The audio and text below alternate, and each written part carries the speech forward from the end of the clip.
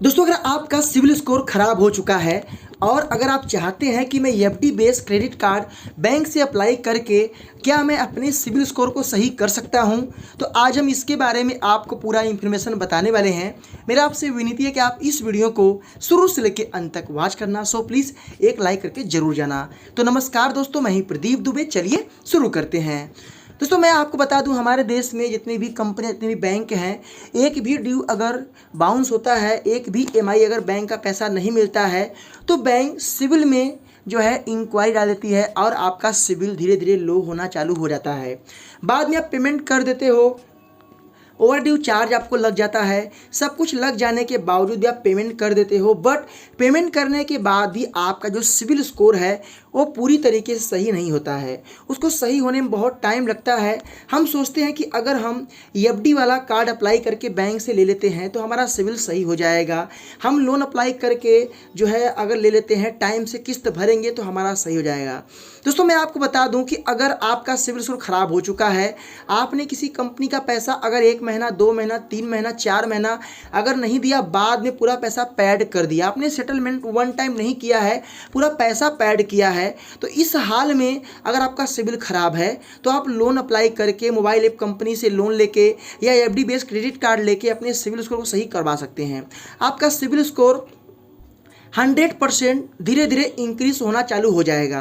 अगर आपका सिविल खराब है तब भी आपको एफडी वाला कार्ड बैंक दे देगा, क्योंकि एफडी वाले कार्ड में पैसा बैंक के पास जमा रहता है, उस बेस पे बैंक आपको सिक्योरिटी कार्ड दे देता है। तो इसीलिए अगर आपके सिविल में प्रॉब्लम है तो आप एफडी वाला कार्ड अप्लाई करके लेके अपने सिविल को सही कर सकते हैं। बट ये आपसे मेरा विनती है कि एफडी आप छोटे अमाउंट का ना करवाएं, जब भी करवाएं कम से ना कम हाई अमाउंट का एफडी करवाएं। और एक रिक्वेस्ट और है, अगर आपकी सिविल खराब है तो आप Bajaj Finserv, home credit, capital first, HD finance, zest money, इनसे मोबाइल फाइनेंस करवाना और बैंक से पैसा ऑटो डेबिट होने देना। एक भी किस्त बाउंस मत करना। ये लोग सिविल में इंक्वायरी बहुत फास्ट करते हैं, इंक्रीज भी होता है। मेरा भी बहुत पहले खराब हुआ था और सही भी हुआ इन लोग के चलते। तो इन लोग का पैसा टाइम से नहीं दोगे तो ये लोग खराब से बहुत तेज़ करते हैं।